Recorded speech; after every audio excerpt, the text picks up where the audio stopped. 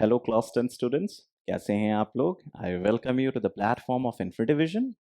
We are in the month of November now. Next month you have your national talent search examination, and after few months you're going to appear in your board examination. So it's high time that we start revising what we have covered so far. So today we are going to revise quadratic equation. Quadratic equation को समझने के लिए आपको एक step पीछे लेना होगा और आप समझना होगा पॉलिनॉमियल क्या होता है. जब भी आपसे कोई पूछे पॉलिनॉमियल क्या होता है तो आपको ये दो कीवर्ड याद होने चाहिए, that polynomial is an algebraic expression और दूसरा power of the variable should be whole number. तो अगर कोई पूछे व्हाट इज पॉलिनॉमियल, आप क्या कहेंगे? Polynomial is an algebraic expression such that the power of variable in each term has to be whole number. तो जब आप पॉलिनॉमियल को ऑब्जर्व करेंगे, उसके डिफरेंट डिफरेंट टर्म्स को ऑब्जर्व करेंगे, तो आप देखेंगे कि हर एक टर्म कांस्टेंट और वेरिएबल के कॉम्बिनेशन से बना है. आप बस ये देखोगे कि वेरिएबल का पावर हमेशा होल नंबर होना चाहिए. जब आप पॉलिनॉमियल एक्सप्रेशन, किसी भी पॉलिनॉमियल एक्सप्रेशन को ऑब्जर्व करोगे तो आप देखोगे कि उसमें एक ऐसा टर्म है जिसकी वेरिएबल का पावर सबसे ज़्यादा है. सो आप कह सकते हो कि that term has the highest power. तो दूसरी टर्म जो आपसे पूछी जाती है कि what is degree of a polynomial, तो आपको याद होना चाहिए it's the highest power of the variable. So some if someone ask you what do you mean by degree of a polynomial, you are going to say degree of a polynomial is the highest power of the variable present in the polynomial expression.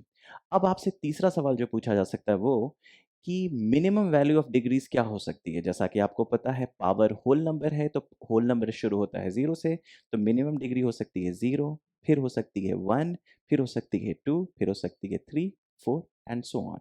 जब degree zero होती है तो हम उसे कहते हैं constant polynomial. जब degree one होती है तो उसे हम कहते हैं लीनियर पॉलिनॉमियल. जब डिग्री टू होती है तो उसे हम कहते हैं क्वाड्रेटिक पॉलिनॉमियल, जिस पे हम आज चर्चा करेंगे. और डिग्री थ्री होती है क्यूबिक पॉलिनॉमियल, डिग्री फोर होती है बाई क्वाड्रेटिक पॉलिनॉमियल और ऐसे आगे बढ़ता है. तो आपसे अगर कोई पूछता है व्हाट इज क्वाड्रेटिक पॉलिनॉमियल, तो आप क्या बोलोगे? आप बोलोगे a polynomial whose degree is two is called quadratic polynomial. अब आपसे जो नेक्स्ट सवाल पूछा जा सकता है वो कि अच्छा क्वाड्रेटिक पॉलिनॉमियल का स्टैंडर्ड फॉर्म क्या होता है. तो अगर आप बोलोगे क्वाड्रेटिक पॉलिनॉमियल का स्टैंडर्ड फॉर्म क्या होता है तो आप बोलोगे पी एक्स. पी एक्स का मतलब होता है polynomial expression in x which has to be equal to a x square plus b x plus c. इसमें आप देखोगे x आपका वेरिएबल है, a, b और c आपके रियल नंबर्स हैं और a should not be equal to zero. क्योंकि अगर a जीरो हो जाएगा तो a एक्स स्क्वायर वाला टर्म गायब हो जाएगा. और अगर ये टू डिग्री टर्म गायब हो जाता है तो it will not remain a two degree expression. इसलिए आप कह सकते हो कि a should not be equal to zero. उसके बाद आप देख रहे हो कि एक वेरिएबल x है.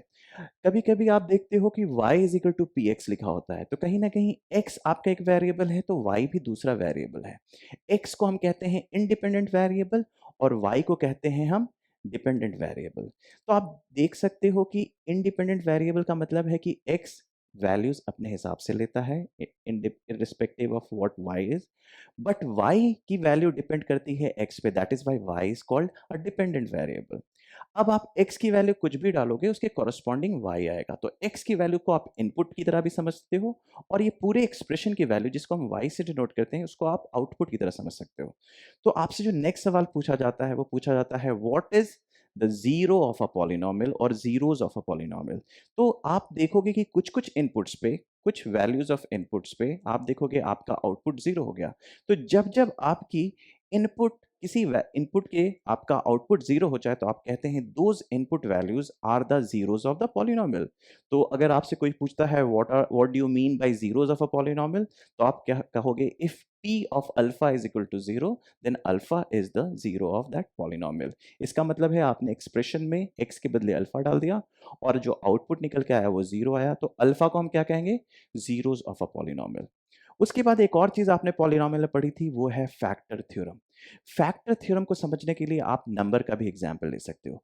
मान लीजिए मैं आपको कहता हूँ कि एक ऐसा नंबर है जो 7 का मल्टी जिसका फैक्टर 7 है, तो वो नंबर क्या हो सकता है? तो आप बोलोगे सर 14 हो सकता है, 21 हो सकता है, 700 हो सकता है, 7777 हो सकता है।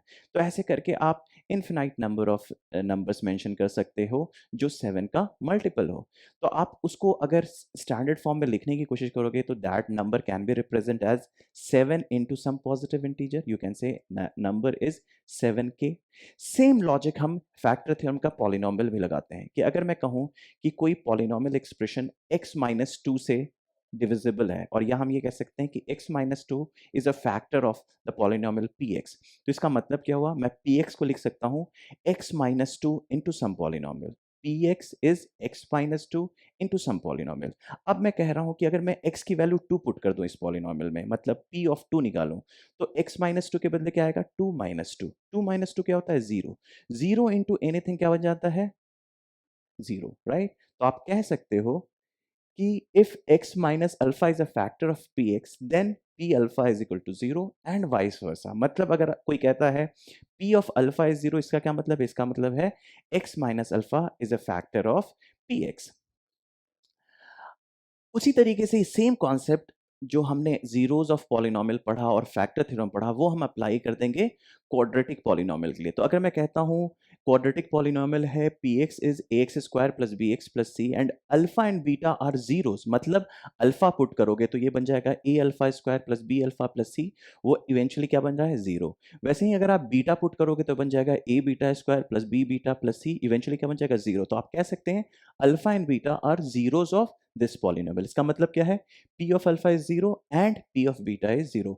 इसका क्या मतलब है बाय फैक्टर थ्योरम? हम कह सकते हैं x minus alpha and x minus beta are factors of ax square plus bx plus c। अब आप इस चीज को आगे ले जाओगे तो आप क्या कह सकते हो? अगर आप इस पॉलिनोमियल एक्सप्रेशन को 0 से इक्वेट कर दो, मतलब px इज इक्वल टू 0 कर दो, तो वो बन जाता है पॉलिनोमियल इक्वेशन। उसी तरीके से अगर मैं ax square plus bx plus c is equal to 0 कर दूं, तो ये बन जाता है क्वाड्रेटिक इक्वेशन। तो आप समझ रहे हो क्वाड्रेटिक एक्सप्रेशन और क्वाड्रेटिक इक्वेशन में क्या समानता है।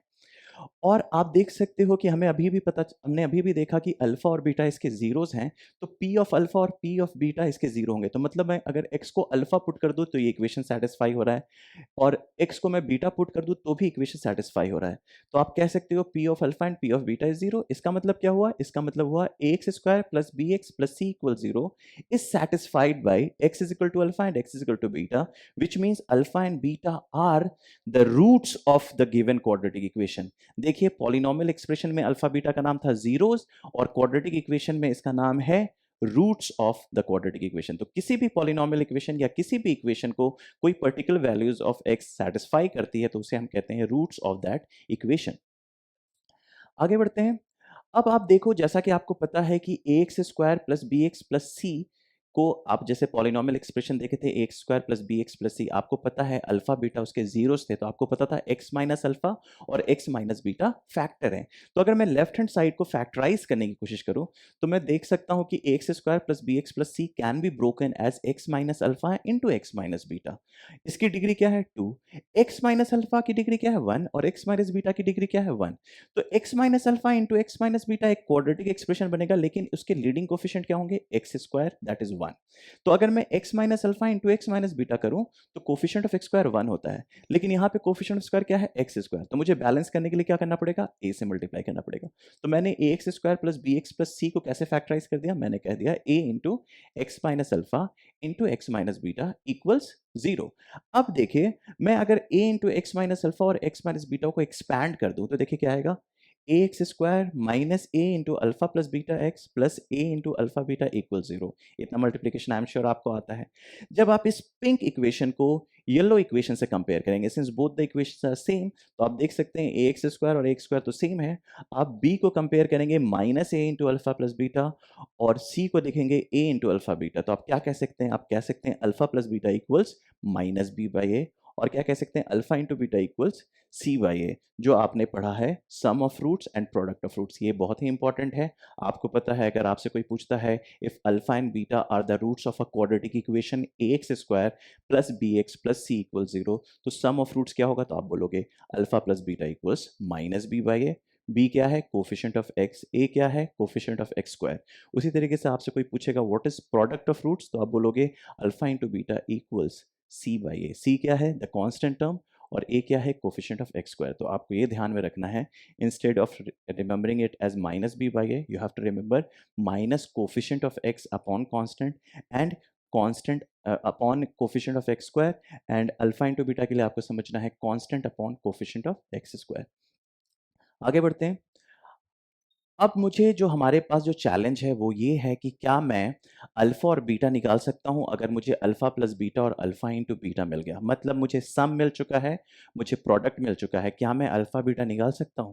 तो उससे पहले आपको एक बिग आइडिया की बात करनी होगी जो आप क्लास 7th 8th से जानते हो। अगर आपसे कोई पूछता है what is a plus b whole square, आप क्या बोलते हो, a square plus b square plus 2ab। उसी तरीके से आपसे कोई पूछता है what is p plus q whole square, तो आप क्या बोलते हो, p square plus q square plus 2pq। Next idea, आपसे कोई पूछता है what is p minus q whole square, तो आई एम श्योर आपको पता है what is p minus q whole square, that is p square plus q square minus twice of p q. अब आप गौर से देखो इन दोनों एक्सप्रेशन को, पी प्लस क्यू का होल स्क्वायर और पी माइनस क्यू का होल स्क्वायर। आप देख रहे हो पी स्क्वायर क्यू स्क्वायर दोनों में कॉमन है, the only difference you see is plus two p q और माइनस टू पी क्यू। अगर मैं इन दोनों को सब्ट्रैक्ट कर दूं, मतलब ग्रीन इक्वेशन को मैं येलो इक्वेशन से सब्ट्रैक्ट कर दूं, तो लेफ्ट हैंड साइड में क्या आएगा, p plus q whole square minus p minus q whole square, और राइट हैंड साइड में देखिए क्या होगा, पी स्क्वायर को कैंसिल करेगा, क्यू स्क्वायर को कैंसिल करेगा, और two p q minus minus two p q क्या बन जाएगा, प्लस 4pq। तो आप देख सकते हैं आपके पास आ गया p plus q whole square minus p minus q whole square is equal to 4 times p into q. अगर आप गौर से देखो तो देखो क्या है, ये है सम ऑफ टू नंबर्स, ये क्या है, डिफरेंस ऑफ टू नंबर्स, और ये क्या है, प्रोडक्ट ऑफ टू नंबर्स। तो मतलब सम, डिफरेंस और प्रोडक्ट के बीच में एक रिलेशनशिप है। Sum square minus difference square is 4 times their product, और you can also say difference square is sum of sum square minus 4 times product. आप इसको मैनिपुलेट करेंगे। तो सेम वे अगर मैं कहूं अल्फा प्लस बीटा क्या है, minus b by a, alpha into beta क्या है, सी बाई ए, तो मैं कह सकता हूं अल्फा माइनस बीटा का होल स्क्वायर मतलब difference square is sum square minus 4 time product, और सम क्या है, अल्फा प्लस बीटा, तो माइनस बी बाई ए का स्क्वायर क्या होगा, b square by a square, और अल्फा बीटा क्या है, 4c बाई ए। तो आप इसको कैलकुलेट करोगे तो क्या आएगा, b square minus 4ac upon a square. तो आप कह सकते हो alpha plus beta minus b by a है, और अल्फा माइनस बीटा क्या है, square root of b square minus 4ac upon a. बहुत सारे बच्चे सोच रहे होंगे सर हम यहाँ प्लस माइनस लिख सकते हैं, ऑफ कोर्स लिख सकते हैं, लेकिन यहाँ पे आप मान लीजिए थोड़ी देर के लिए कि अल्फा बीटा से बड़ा है। अगर अल्फा बीटा से बड़ा है तो डेफिनेटली डिफरेंस एक पॉजिटिव नंबर होगा, तो आप कह सकते हैं alpha minus beta is equal to square root of b square minus 4ac upon a. अब आप इन दोनों को ऐड कर दो, आप इन दोनों को ऐड कर दोगे तो बीटा और बीटा कैंसिल हो जाएगा, लेफ्ट हैंड साइड में 2 अल्फा हो जाएगा, twice of alpha equals minus b plus b square minus 4ac upon a, क्योंकि आप देख सकते हैं दोनों का डिनोमिनेटर सेम है, तो आप कह सकते हैं 2 alpha is minus b plus square root of b square minus 4ac upon a. तो अल्फा क्या हो जाएगा, अल्फा 2 के डिनोमिनेटर में 2 आ जाएगा, तो बन जाएगा minus b plus square root of b square minus 4ac upon 2a। Same way अगर मैं येलो को ग्रीन से सब्ट्रैक्ट कर दूं, सब्ट्रैक्ट करके देखते हैं, अल्फा अल्फा को रिमूव कर देगा, और बीटा माइनस माइनस बीटा क्या हो जाएगा, ट्वाइस ऑफ बीटा। तो आप कह सकते हैं twice of beta is minus b minus square root of b square minus 4ac upon a, right. और उसी लॉजिक से आप कह सकते हैं beta is minus b minus square root of b square minus 4ac upon 2a। तो हमारे पास result आ जाता है अल्फा एंड बीटा। तो हमने अल्फा और बीटा को बड़ी चुटकी से निकाल लिया, alpha is minus b plus square root of b square minus 4ac upon 2a, और beta is minus b minus square root of b square minus 4ac by 2a। यहाँ पे हम कंसिडर कर रहे हैं alpha is bigger than beta, right. आगे बढ़ते हैं। अब ये जो सबसे जो चीजें यहाँ पे अगर आप गौर से देखो तो स्क्वायर रूट के अंदर एक एक्सप्रेशन है, क्या है, बी स्क्वायर माइनस 4ac।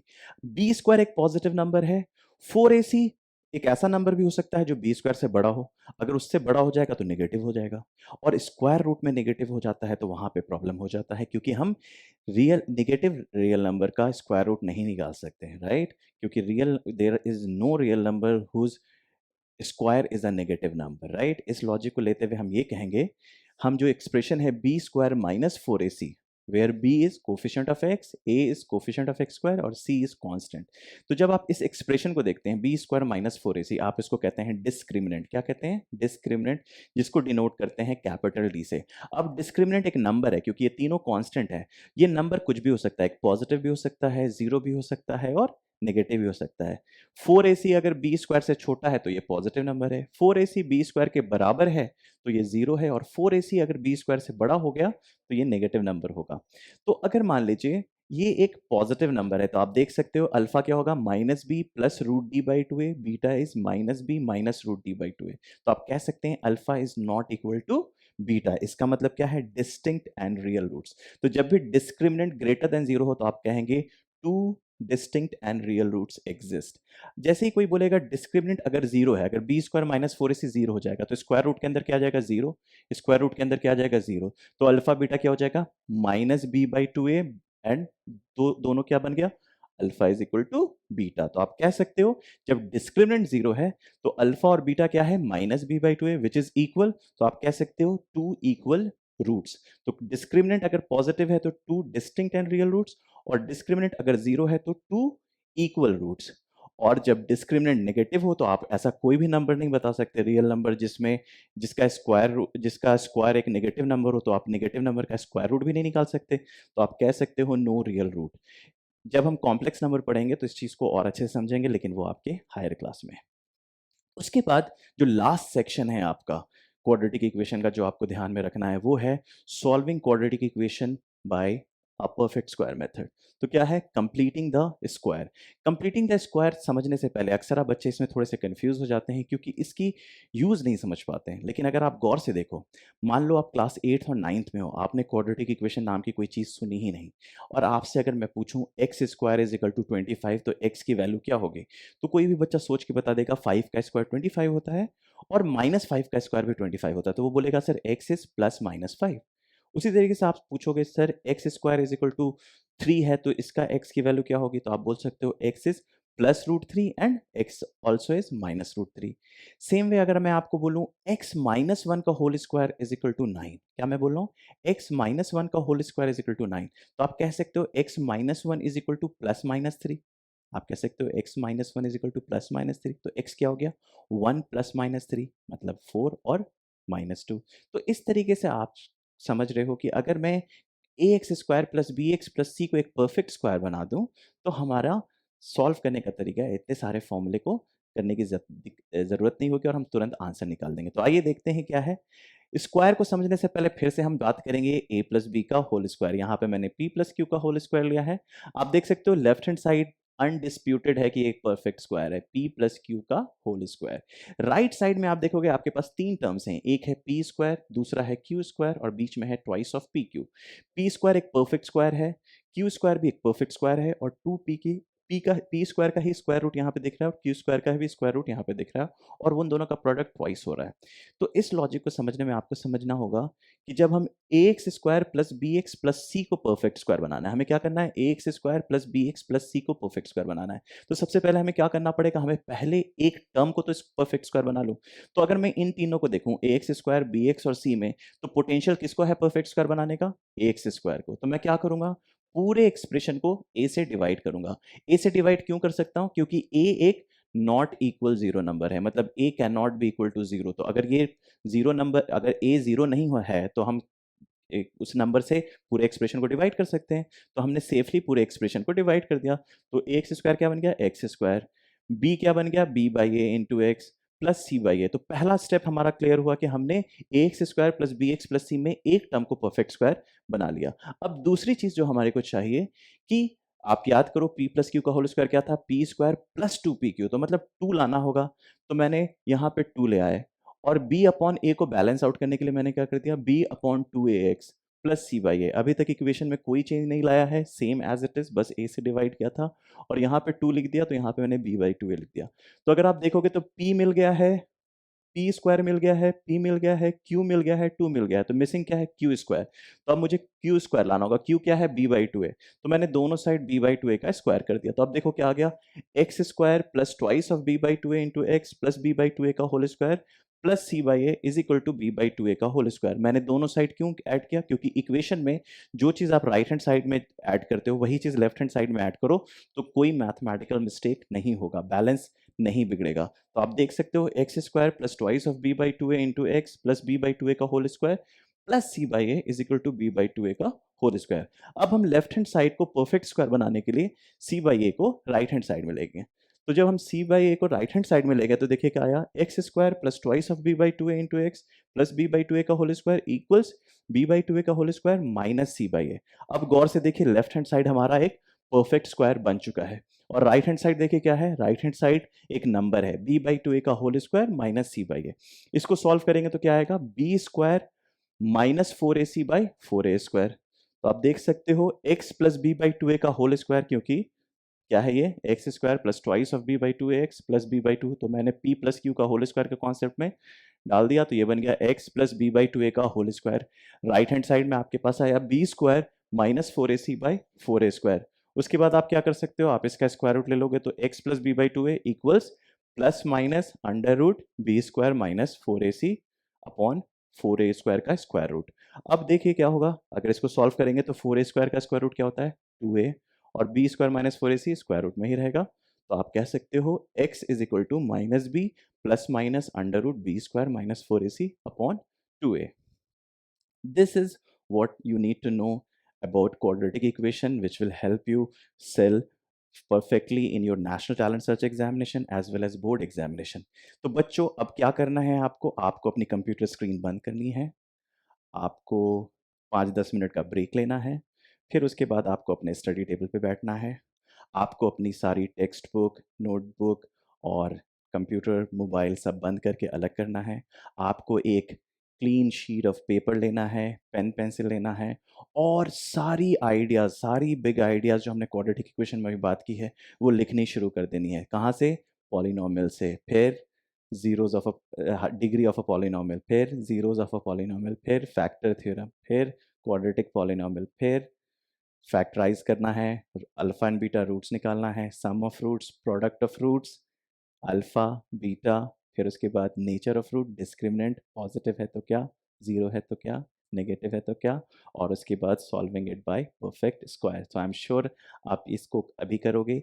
और ये चीज़ जो एक्सरसाइज मैंने आपको बताया है, ये आप 2 से 3 बार अगर क्वाड्रेटिक इक्वेशन के साथ कर लोगे तो आपको इसमें मास्टरी भी आ जाएगी, कॉन्फिडेंस भी आ जाएगा, और प्रॉब्लम अगर थोड़े से मुश्किल भी होते हैं तो भी आप बड़े आराम से स्कैन कर लोगे, क्योंकि आपने अपने मेमोरी से ये सारी चीज़ें खुद से चार्ट पेपर पे ड्रॉ कर ली है। तो इसका क्या मतलब हुआ, इसका मतलब हुआ कि आपकी मास्टरी कंटेंट में हो गई है। और ये मेथड, ये ड्रिल किसी भी टॉपिक के किसी भी सब्जेक्ट में कर सकते हैं। मतलब आप सोशल साइंस में भी ये मेथड यूज़ कर सकते हैं, साइंस में भी यूज़ कर सकते हैं, इवन इंग्लिश के भी चैप्टर्स में आप ये यूज़ कर सकते हैं। इससे आपका कंटेंट में मास्टरी होगा। तो always try to make a flow chart from the big ideas to the subsequent ideas. आप अगर एक स्टोरी तैयार कर लेंगे, आप अपने दिमाग में ये सारी स्टोरीज डेवलप कर लेंगे, तो डेफिनेटली आपकी मेमोरी काफ़ी ज़्यादा शार्पन अप होगी, आपकी प्रॉब्लम सॉल्विंग स्किल काफ़ी इन्हेंस होगी, और आप अपने कॉम्पिटिटिव एग्ज़ाम्स, ये स्कूल एग्ज़ाम्स में काफ़ी कॉन्फिडेंट फील करेंगे, और आगे आपको करियर में भी काफ़ी अच्छा उछाल मिलेगा। ओके बच्चों, all the best, bye bye, take care.